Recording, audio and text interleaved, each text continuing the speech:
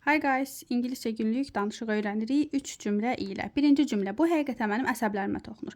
İlk öncə buradakı sözlərə baxaq. Bu sözü yadımızda qalsın. Yalnız işarə etdikdə this deyirik. Qalan hər yerdə bu sözü it olacaq. Bunu artıq vərdiş eləyin ki, danışığınız sırf bu qayda özü, yəni bunu bilməyiniz özü sizin danışığınızı və dinləmənizi böyük bir ölçüdə dəyişəcək və irəli aparacaq.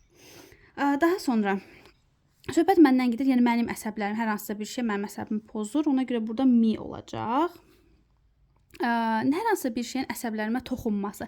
Bir var angry olur, yəni angry nə deməkdir? Əsəbləşmək. Nəsə bir şey əsəbləşirsən, deyirəm mən əsəbləşirəm. Eyni şey Azərbaycan dilində də var da. Bir də var deyir ki, bu həqiqətən mənim əsəblərimə toxunur da, yəni mənə dəli eləyir kimi ifadəni. Həqiqətən söz var burada really, onu yazaq, onu unutmuşam, really. Hər hansısa bir şeyin sənin əsəblərinə toxunması, yəni sənin belə dəli eləməsi, səni çox pis vəziyyətə gətirməsi. Get to. Sadəcə bu qədər. Get to kiminsə əsəbinə toxunmaq, kiminsə haldan təbiətdən çıxartmaq və s. Cümlə quruluşumuz belə olacaq. It, really. Çünki həqiqətən varsa, həqiqətən sözü varsa, adam, yəni söhbət nədən gedirsə, ondan sonra gəlir işlənmə yeri. It really. Get to me. Bu həqiqətən mənim əsəblərimə toxunur, məni dəli eləyir. O da eyni şeyləri hiss edə bilər. Bu cümləyə baxaq. O, burada he və yaxud she kimi istəyirsinizsə götürə bilərsiniz. Mən he götürdüm. Dadə varsa, əgər o da gedir, o da yazır, o da baxır dediyimiz yerlərdə yadınızda qalsın. Həmişə cümlənin sonunda işlədəcək to olacaq.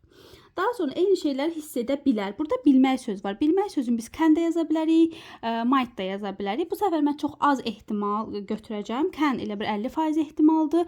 Might 20-30% ehtimaldır. Ona görə mən bu səfər might götürəcəm. Yəni çox az bir ehtimal da. Deyirəm, o da eyni şey hiss eləyə bilər. Daha sonra hiss etmək sözü var burada. Onu yazaq. Feel, hiss etmək. Eyni şeyləri, the same way, eyni şeyləri sözü burada bizim üçün əsas ifadə. Eyni şeylər sözün biz deyəcəyik. The same way. Cümlə quruluşumuz belə olacaq. Söhbət kimdən gedir? He. Modal feillər. Burada might'dır modal feilimiz. Ona görə birinci bunu işlədir. Cümlə quruluşu belə olur. Adam üstəgəl modal feil. He might feel, hiss eləyə bilər. Hiss etmək, feel. Burada feilimiz feeldir. Eyni şeyləri the same way. The same way. O da, to, bayaqda dediyim kimi yadımızda qalsın. Həmişə cümlənin sonunda işlənəcək to. Daha sonra gəlir. 50 yaşım var və bunu gizlətmirəm. Deməli, söhbət məndən gedir və biz yaşımızı hər zaman to be üstəgəl rəqəmlə deyirdik. Okay mi? Yəni yaş bu şəkildə deyilir. Kimdən söhbət gedir? Məndən. I, yəni to be varsa o deməli ki, cümlə əmizarla qurulur. I ilə hansı işlənir? I am. I am. Deməli 50 yaşım var. Burada rəqəm deməmişdən qabaq 50 yaşım var və bunu gizlətmirəm. Bu ifadə var ha. Yəni hər hansısa bir şey var və siz bunu gizlətmirsiniz. O zaman to be proud, proudly ilə deyilir o. Proudly. I am. I'm proudly 50. Bu qədər.